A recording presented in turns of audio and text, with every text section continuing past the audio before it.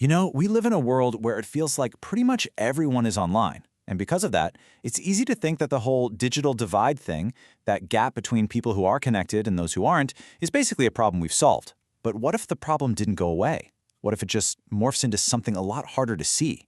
Today, we're going to pull back the curtain on the hidden reality of digital inequality. So let's just get right to it. The big question. If pretty much everyone has a smartphone and can get online, is the digital divide actually, finally, over? And look, it's a totally fair question to ask. But the research we're digging into today shows a picture that's, well, it's a whole lot more complicated than that. Okay, so the first thing we got to do is kind of tear down this old myth. We have to understand that the story isn't a simple one anymore. It's not just about who's online and who's offline. Yeah, that old black and white picture of the haves and have-nots, it's outdated. Simply having access, just being able to get online, that doesn't mean you're included. The real gap today is in how people are using the internet, what skills they have, and, this is the big one, what actual real-world benefits they're getting from it. So, to really get our heads around this, researchers now talk about digital inequality happening on 3 different levels. And this framework is super helpful because it lets us see past that simple question of access and really understand the barriers that people are up against. Let's break it down. Think of it like a ladder with 3 rungs. It's a really simple way to see the whole picture. So level 1 is access. That's like having the key to a giant library. Great start, right? But then there's level 2, skills. That's knowing how to actually find the books you need and, being able to read and understand them. And finally, level 3 is benefits. That's taking what you've learned and using it to improve your life. Maybe you get a better job or find crucial health information. See? Just having the key to the library isn't enough. Okay, so that's the theory, but what does it actually look like in the real world? Well, a huge study in the UK looked at exactly this. They surveyed almost 900 internet users, and what they found was pretty revealing. It turns out people don't just use the internet in random ways, they tend to cluster into really distinct groups. And wow, when you see the breakdown, it's really something. Almost half of the people are intermediate users. But then you've got these 2 other groups that are pretty big. Over a quarter of people fall into the basic user category, and just under a third are what we call advanced users. So right off the bat, you can see it's not an even split at all. And this table, man, it really shows just how massive the differences are. Advanced users aren't just a little bit better online, they're living in a totally different digital world. We're talking 4 or more devices, which lets them build up all these advanced skills, and that leads to major real-world benefits. But on the flip side, basic users are often stuck with just one device, they only have the most fundamental skills, and they get very few, if any, real benefits from being connected.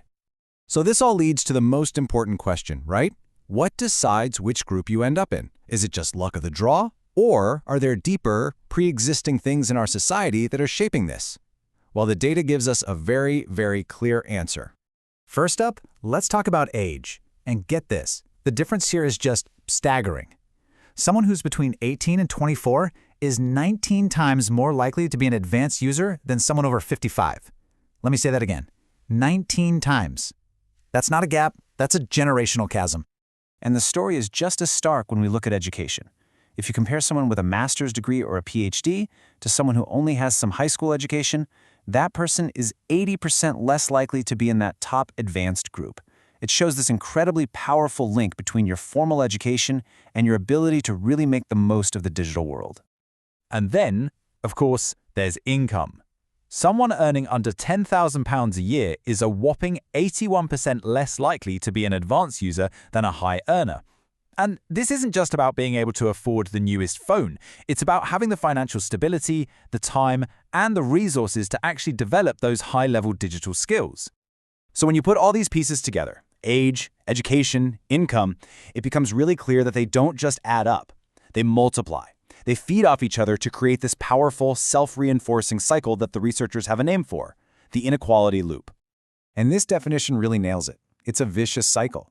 The disadvantages that people are already facing offline in their day-to-day social and economic lives, they don't just magically disappear when they go online. In fact, those very same disadvantages are what stop them from using the internet in ways that could actually help them get ahead. So, put simply, where you start in the real world pretty much sets your path in the digital world. The exact same things that make someone vulnerable in society are the very same things that make it likely they'll be a basic digital user. And here's how that loop actually spins. Those offline disadvantages, They lead to having fewer devices. Fewer devices means you have fewer chances to build skills. Weaker skills mean you get far fewer real-world benefits, like finding a better job or accessing critical services. And the end result of all of that? The social exclusion you started with doesn't just get copied online, it gets amplified. There's a quote from the researchers that it hits the nail on the head. It's this cruel paradox. The very people who have the most to gain from the internet's power to connect and empower them, they're the ones who are least able to use it that way. The system effectively locks the most vulnerable people out of the one tool that could help them the most. But it's not all doom and gloom. Understanding the problem is the critical first step. And the good news is, this research also points a way forward. It shows us how we might be able to step in and actually break this cycle. And this is the absolute key takeaway for fixing this whole thing.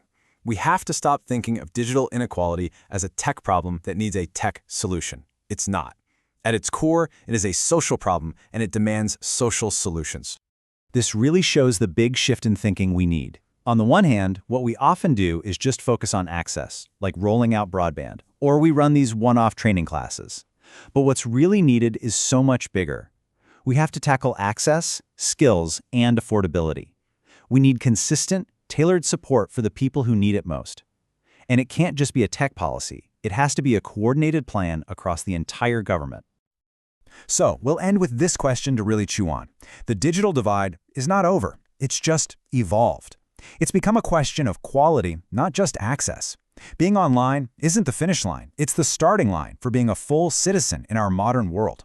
And right now, we're letting millions of people get left behind before the race has even really begun.